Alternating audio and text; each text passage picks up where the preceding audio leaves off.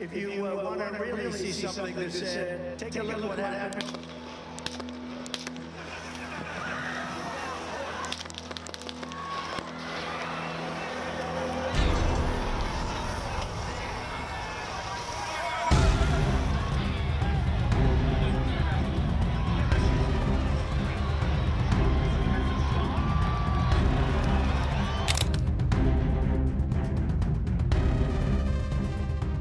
The Federal Bureau of Investigation is pushing back after former Fox News host Tucker Carlson accused the Bureau of lying about the gunman who tried to assassinate U.S. President Donald Trump in July 2024. Carlson suggested that the FBI hid evidence of Thomas Matthew Crooks' online activity and teased new claims on his X account.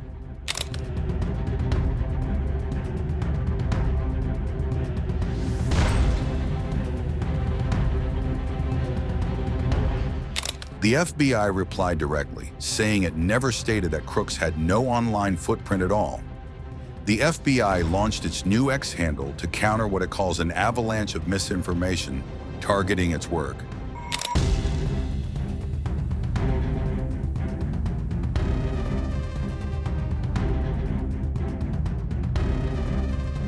Remember, Crooks opened fire at Trump's rally in Butler, Pennsylvania in July 2024. Killing one person and injuring the U.S. president. Secret Service agents shot and killed Crooks moments after he fired into the crowd from a rooftop. Investigators said Crooks left no manifesto and used encrypted tools that obscured much of his digital behavior, as per reports. Officials say the encrypted activity contributed to early uncertainty about his online presence. 6 Secret Service agents were suspended in 2025 after a review found major failures in the protective operation. Again, I'm not clear on the timeline of when the Secret Service shift and the counter sniper were notified.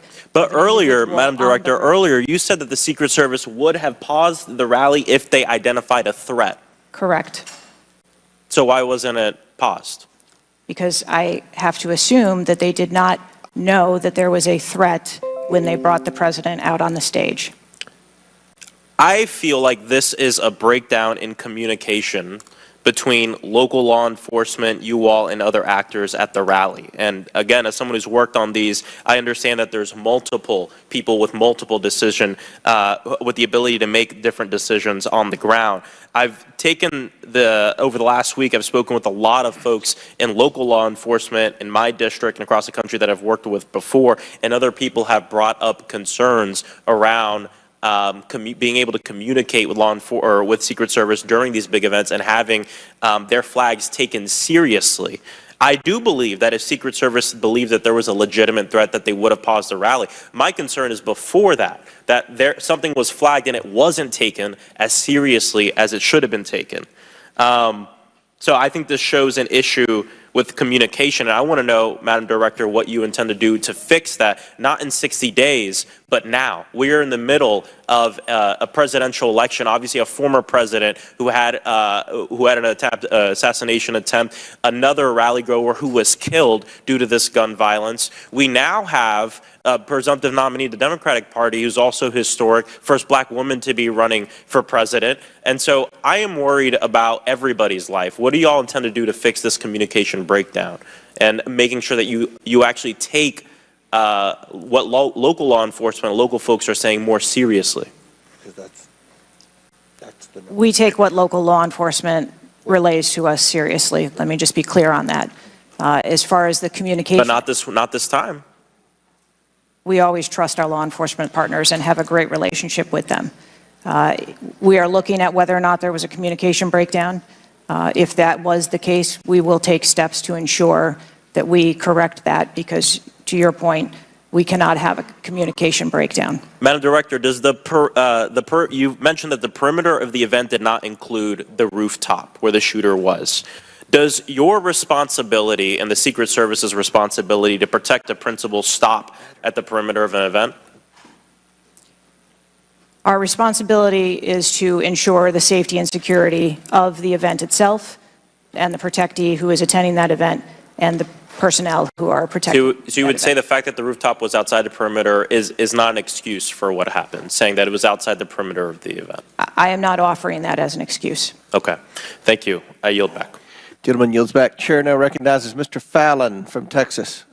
How did a 20-year-old loner with a week's notice pick the absolute best location to assassinate President Trump when the entire Secret Service missed it? Director Cheadle, in your leadership, your agency got outsmarted and outmaneuvered by a 20-year-old. How can we have any confidence that you could stop a trained professionals from a nefarious nation state?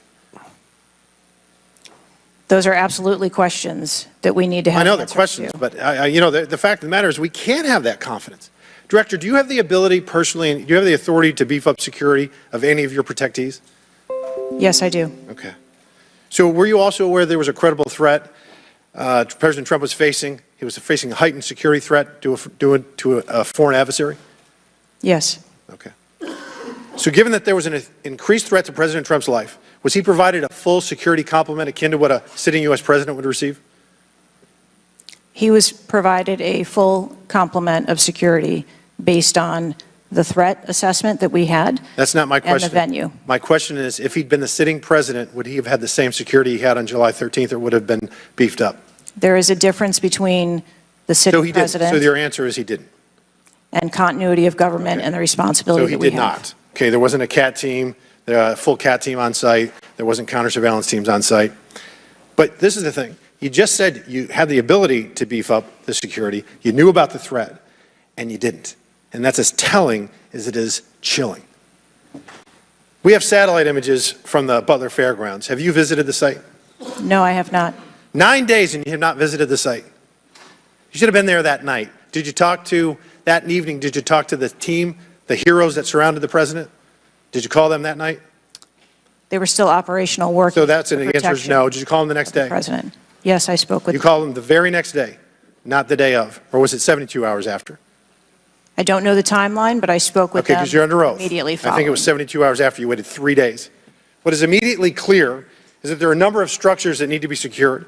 Of these, Director, other than the first, immediate 4, what's the most dangerous site that should have been secured? Because Security 101, you got to mitigate the high ground. Yes. Okay. Do you know what the next most dangerous site, what was the closest structure to the president, other than the 4 immediate ones that you had your counter sniper teams on? There are a number of structures around that event site. You know who the shooter knew? The shooter has visited the site 2 more times than you have, and he had a drone, and he picked the AGR building. So you said, do you remember in an ABC interview you did that you didn't have people on the roof of the AGR building because you were worried about safety because of the slope? I recall that statement. Okay. Does the Secret Service have written policy you can share with us about slope roofs? No. Okay. So why'd you act like there was one? Because is it your practice to comment on enormous events of enormous national implications when you're ignorant of the facts? That's rhetorical. So here's this thing with the slopes. You go all up to like 1812, you can go to a 112, which is about as flat as you can get without it being completely flat. And you're saying that there was a danger, safety concern there, but the problem is, Director, you put your counter snipers on a 312 roof, which is steeper than the 112. And by the way, the 112 is ADA compliant. You can build a ramp for a wheelchair on a 112 roof. So these are nothing but pathetic excuses, and they make no sense, and they're a bunch of cow dung. All the law enforcement I've spoken with over the last 9 days are amazed that the AGR rooftop was not secure. And you want to know why? Because it's dangerous. I have never had any long gun training in my life. I own an AR-15, and last time I shot it one time my whole life. It was 6 years ago. That is until Saturday, where we recreated the events in Savoy, Texas. We recreated what happened in Butler. I was lying prone on a sloped roof at 130 yards at 6:30 at night. And I knew that he had a scope. I didn't know what kind, red dot or magnified. So I shot 8 rounds from both. You know what the result was? 15 out of 16 kill shots. And the one I missed would have hit the president's ear. That's a 94% success rate. And that shooter was a better shot than me. It is a miracle President Trump wasn't killed. Corey Comparatore's life is over because that damn shooter made it on the roof. And it wasn't the roof that was dangerous. It was a nut job on top of the roof. You know what else is dangerous? I believe your horrifying ineptitude and your lack of skilled leadership is a disgrace. Your obfuscating today is shameful, and you should be fired immediately and go back to Garden Doritos. Mr. Chairman, I yield back.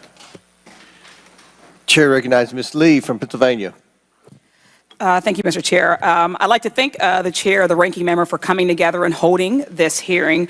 But I have to say, I don't think any of our concerns have been addressed today, and what little we've learned has not inspired much confidence. I will just say that we obviously can't allow the violence we're seeing in this country become the norm or a commonplace, but that seems to be where we're heading. On this occasion, it was, very shockingly, a former president and current political candidate at a rally that we all assume is one of the most secure places we can be. But the violence we saw last Saturday is the same culture of violence that makes too many of our kids and our community members feel unsafe to play outside or to go to class or to simply live their lives each day. But again, this was a political rally, and it is supposed to be one of the most secure places. So we do have very specific questions about that. Director Cheeto, I'd like to start by following up on some of my colleagues' questions. My colleagues, Mr. Krishnamurthy and Mr. Frost, highlighted a number of points that showed the shooter presenting an active threat. So I'd like to ask you, Director Cheeto, to clarify what the protocol is for postponing or canceling an event based on a threat, and how the events on July 13 didn't meet those standards. So again, I think we're talking about the distinction between suspicious behavior and a threat. And at the time that this individual was identified, they were displaying suspicious behavior.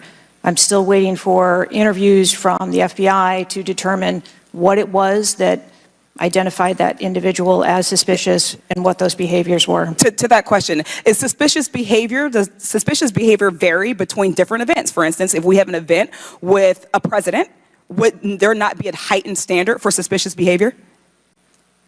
I think that there are a number of ways that someone could be identified as suspicious, and it doesn't matter whether it's at a rally or an indoor event or who the protectee is. I think it's up to law enforcement or citizens to identify someone as suspicious.